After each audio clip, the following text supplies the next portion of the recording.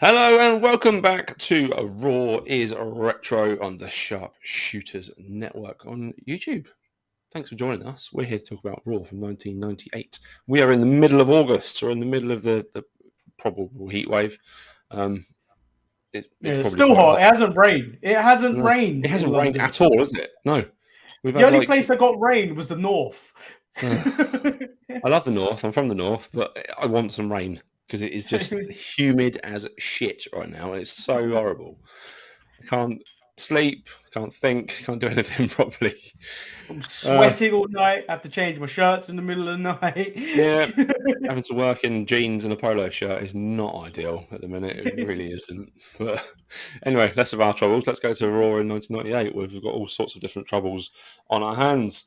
We start the show with Steve Austin. The glass smashes, and Austin basically is taking over the show, isn't he? He refuses to leave until he speaks to Vince. Yeah. He says he's going to drink all his 23 beers while he waits. So, if I was Vince, I'd Everyone let comes him do out that. one by one. Yeah, everyone Yeah. comes out one by one. Yeah, Briscoe, Patterson, Slaughter, and then eventually Vince comes out. Yeah, we're on the highway to hell. I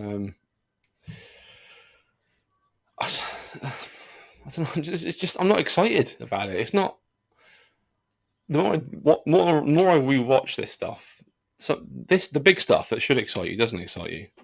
Yeah. I'm more excited about the other stuff, like seeing like the rise of Too Cool and the Brood coming soon and all that sort of stuff. Like that's more exciting than Austin and the Undertaker and Kane and Mankind and DX. Yeah, and before this happened, Austin has drove a hearse out to the ringside, and says he's going to stuff the Undertaker into that hearse at the end of the night. Fair enough. See if he lives up to his promise, shall we? Yeah, and he's going to drive to the highway to hell at 110 miles an hour. There's no way a hearse goes at 110 miles an hour. No. I've been stuck in traffic behind them before. They definitely don't get that far. We get lots of sort of Bill Clinton jokes from Lawler. He's going to scoop the network by getting a statement from the White House later on. God, Lawler is so bad. He for the role he plays, he's fantastic. But for what he does is awful. And watching him on the SummerSlam pre-show, oh my God, he's still doing the same stuff 24 years later. It's awful. Don't change what brought you to the dance. Oh no. Yeah, that's what's got him here, I suppose. Yeah, that's what keeps him employed. It is being Jerry Lawler. Our first match of the night is a triple threat between Shamrock. Is it really a triple threat, though? Is it? No, it's a one-on-one match, which Severn just stood there and watched. Well, I mean, I'm more than happy with that. I love that tactic. That's what I do on WWE 2K. Like, let those two fight. I'll stand in the corner celebrating, and then when I get to see a chance for a finisher, run in there, whack it on, pin, run, and that's it. Yeah, Dan Severn essentially puts like a reverse. What kind of? It was it's a chokehold thing, isn't it? It's a strange chokehold, but it's got a name. Yeah. I just don't know. It's not come to mind. The Beast Choker. That's not what it's actually called. That's what it's called in here. That's Dan Severn's finisher, the Beast Choker. Like a dragon. It's like a dragon sleeper. Yeah. It was actually quite a decent match between Owen and Ken before that. Like we've seen that a million times. It's Ken still feuding with the Nation, but it's a decent match. I can watch these two wrestle. They're good. Like, Owen can have a good match with anyone. I just don't like hearing Ken talk. That's the problem I have. No, he's a man that's suffered multiple hits to the face. Yeah, it's definitely a mess with his brain. Blackman comes out to even the odds, and he gets put in the hole as well. Yeah, great job, Steve. Everyone comes out to break it up, don't they? I think it's later on in the night, or probably it's the week after, when he announced that Dan Severn is going to be Owen Hart's trainer going into the Lion's Den match that happened at SummerSlam. Yeah. Yeah, we've got a few weeks of this, actually. We have a dungeon. I think we have a dungeon match first at one of the pay-per-views. No, the dungeon match happened at Was it Fully Loaded? Oh, yes, it was. God, I've wiped that from my memory. I watched that. Yeah, I chose not to.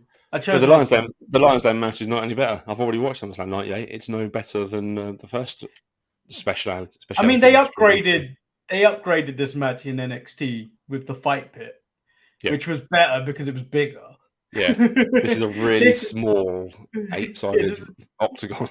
Yeah, with the referee on a little platform around the top of the ring. Yeah, it's quite cool to see, but yeah. The Brawl for All, Manny. We're back to the Brawl for All. It's Godfather with his hose, taking on Bart Gunn. Bart Gunn knocked him out. Yeah, Bart Gunn has proven himself to be a really good fighter at this point. Like his knockout of Steve Williams was really impressive. Like No, it weren't. Properly nailed it. Do you not think so? I thought he properly nailed him with an uppercut. The Godfather's one was better because he hit him once and then he took him down. And then then you saw the one where he hit him with his left and then he was still standing but he was gone and then he just like lightly taps him with the right and then Godfather went down hard, which made this was the better knockout. It was a better knockdown. I like the one on Dr. Death, but yeah, this is a better one. The problem is he's just set himself up for a fall because his main event match with Butterbean at WrestleMania, not main event, but his main event match with Butterbean, it's unfortunately leading to nowhere because, I mean, what was the plan? Was Dr. Death going to fight Butterbean? Surely not. I don't think they even scheduled Butterbean at this point. They didn't know. We didn't know Butterbean was coming. No, because Dr. Death was supposed to win, and then I mean, presumably feud with Steve Austin. I don't know. I thought maybe that's what the plan was, but yeah, this has completely been put on the fly. And I mean, fair enough, Butterbean does a good job. He comes in there and boxes a man who isn't a boxer and knocks him the fuck out. We see Blackman and Shamrock backstage looking for Owen and Dan. I mean, keeps going, this, doesn't it? Keeps going. Yeah. Gangrel is going to make an appearance. His first Raw appearance, he has debuted on Sunday Night Heat the night before this, but we hear from Michael Cole, don't we? Yeah, so obviously he's fighting Brian Christopher tonight. Take out the other part, too cool or too much at this point. Too much. Yeah, I like Gangrel. I was really into this gimmick when he first debuted. Like I like this sort of stuff. Do you know? I like this sort of stuff in my wrestling. I like characters. I was all in for Mordecai when he turned up. Mordecai. But no, I like the bloodbath stuff they did. I like the coming out of the ground with the ring of fire. All that stuff was really cool. The presentation of the Brood was spot on, I thought. Gangrel was pretty good. He hits the Impaler and it looks really nice. The Impaler DDT is nice. Later used by Edge. Yeah, I don't know that Edge took it. Because Edge doesn't hit it as good. He's too big. Like he's too tall. Doesn't look right. We see more Shamrock and Blackman. They're just fighting, basically. It's just a waste of time. Michael Cole then has to interview DX. Michael Cole is putting in the effort every week on Raw currently. He's doing a lot of work. They're interviewing DX and then the Nation turn up and a street fight is about to happen. But first, we have to get a match of the DOA versus Farouk and Scorpio out of the way. What's Farouk team with Scorpio? Just because. Where's that come from? Ron Simmons is just kicking his heels. He is just waiting for the Ministry at this point, isn't he? Because he's just doing nothing. It's soon, I think, right? It must be. Like Survivor Series, after Survivor Series, I want to say. October time, I'm pretty sure. Because I'm pretty sure we start the build to the corporation at Survivor Series. Yeah, when The Rock turns in the main event. Yeah, so I'm guessing we're getting close to the Ministry as well. Because that happened. Yeah. Those happened around about the same time. Yeah, it's definitely at the end of this year at some point. Yeah. Because Southern Justice can't stick around with Jeff for long because Midian becomes Midian, isn't it? Dennis Knight, wherever he's been called on TV at the minute. So yeah, he's the first one, isn't he? I think Undertaker takes him first and turns him. Yeah, and then Viscera appears. But yeah, it's a fine match. It's the best match I've seen from DOA, to be honest. I will not agree with you with that. Nothing good comes from the DOA. They just got rid of chains. Well, yeah, they just replaced chains with Paul Ellering, which is fine.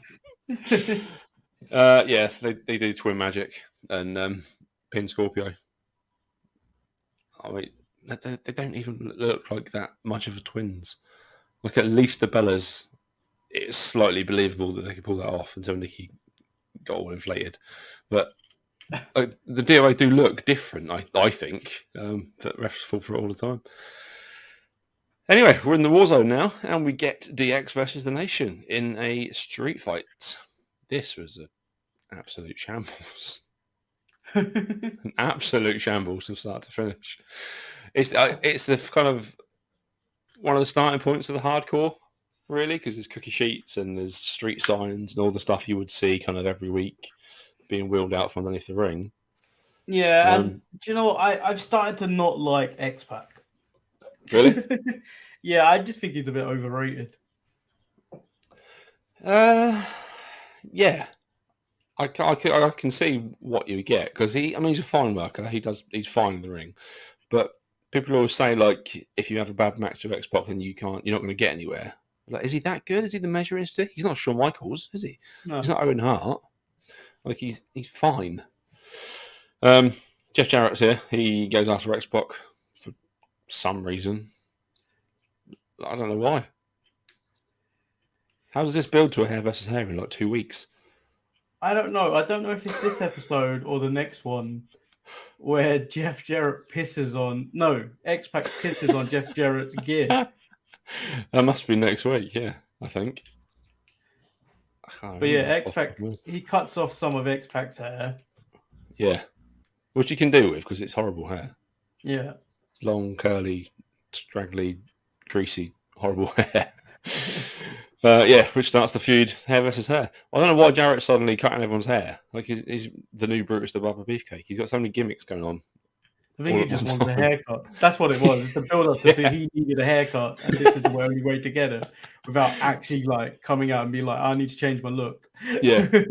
Must have been the same with Kurt Angle. Like, he knew he was going bald, so like, let's just get this off, but let's pretend like it's an angle. Rock grabs his IC belt and heads to the locker room, and that's it. It just kind of ends this. Yeah. I didn't get what. There was no point to this. No finish either. No, absolutely no finish.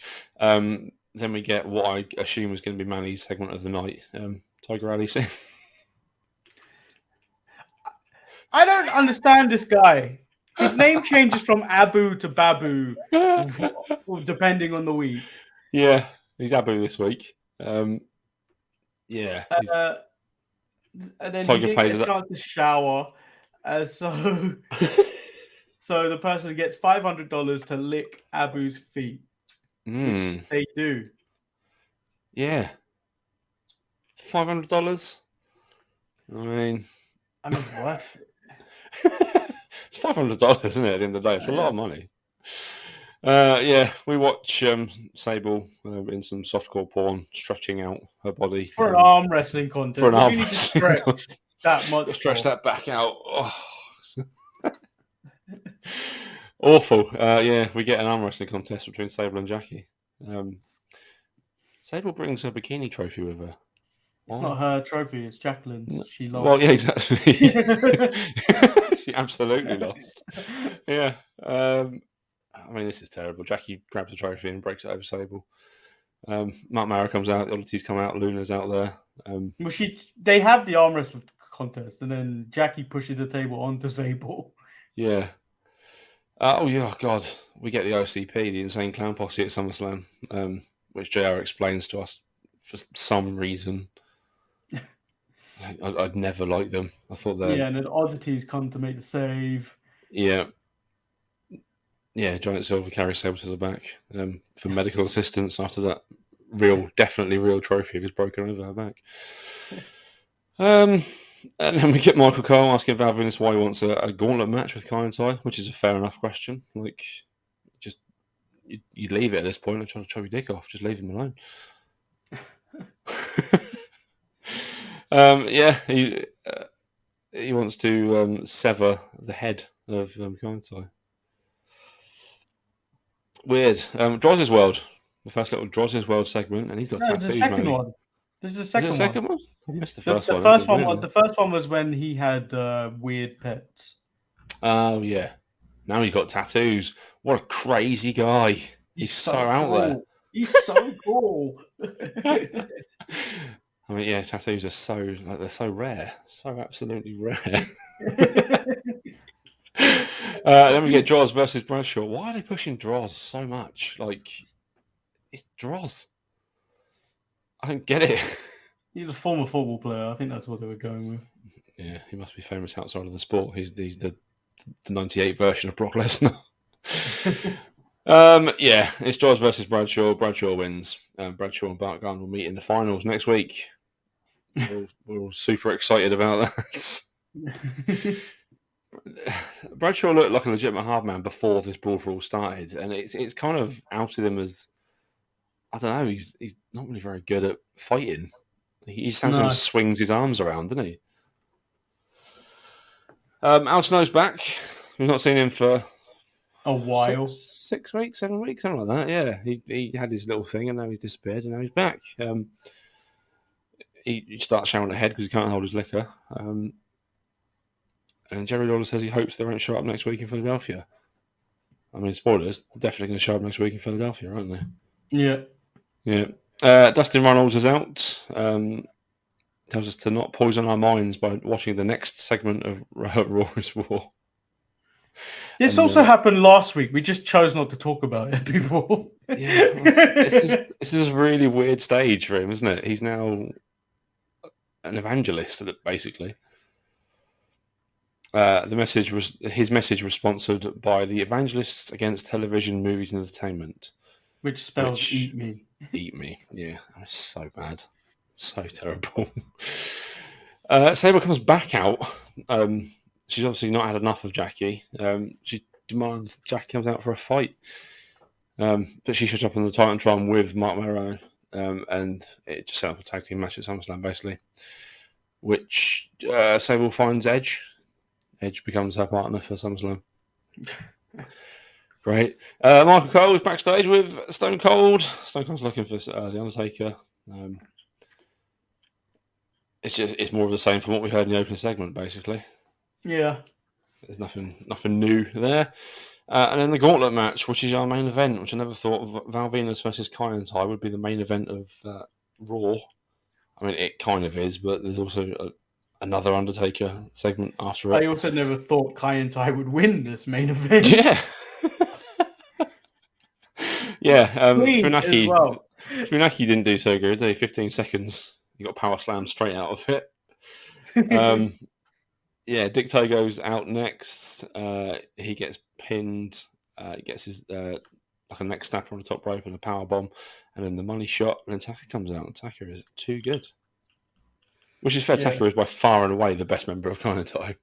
Yeah, and then all of them kind of stomp out Val Venus at the end of the match. Yeah, Mrs. Yamaguchi gets to give him a Mrs. Yamaguchi slaps Val Venus. Yeah, while Kai and Ty celebrate.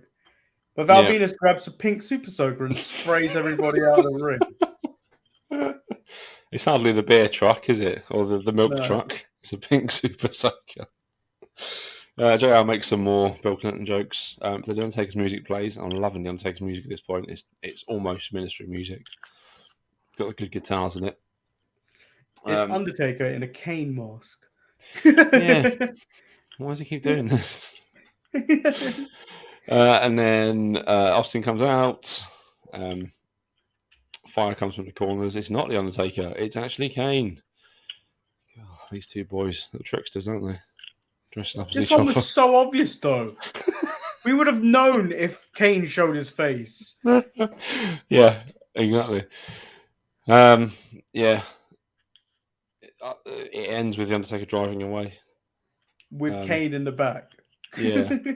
Brilliant. It's not quite where to Stephanie, which we will get to at some point in the next couple of months. But yeah, they should have just ended it with the Gauntlet match. They didn't need this as well. Like the whole Undertaker Austin Kane thing this week is completely pointless. It doesn't do anything. I see why they did it. Though. This is the reason you come back. next week. I suppose, yeah. I wouldn't necessarily cut. I wouldn't necessarily. Do I need to rewatch Raw next week after Val Venus versus Kai and Tai? Yeah, fair enough. I get your point. Yeah, you have your big stars for a reason, I suppose. But yeah, that's the end of a really kind of action-packed episode of Raw. There's a lot of matches on there, a lot of all right matches as well. Yeah. What was your match of the night, Manny? I'm gonna say Val Venus versus Kai and Tai. Okay, yeah. It was only 3 or 4 minutes, but Kai and Tai looked good, and Val looked good taking out the kind of the opening guys as well. And Taka came in and finished off. Yeah, I enjoyed that match. Yeah. Mine would probably be. I know it's not really a long match, but it was Gangrel versus Brian Christopher.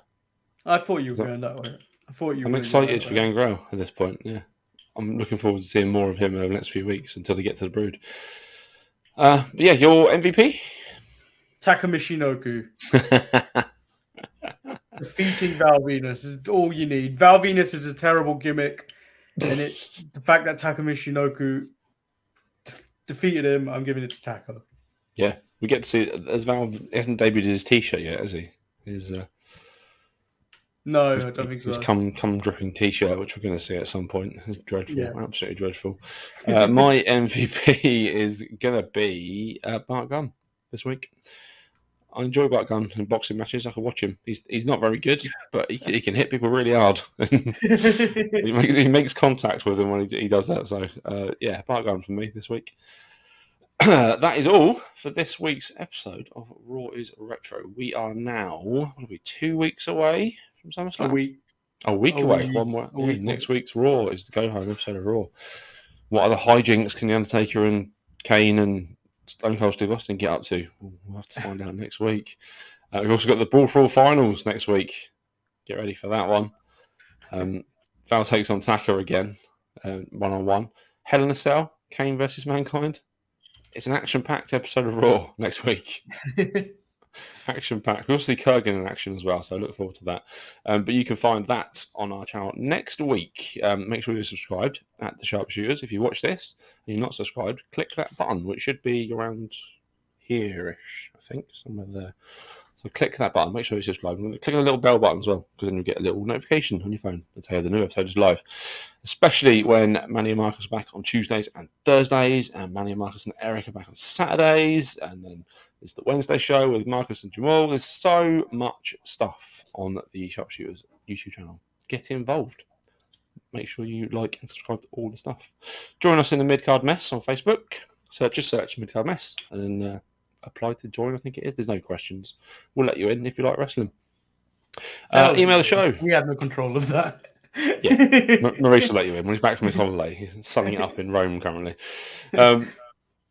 Email the show at thesharpshooters@gmail.com. We'd love to hear from you. We don't have any emails currently. We've been doing this for 8 months. So send us an email and let us know what you think about Raw in 1998. And if you're excited about where we're going to as well.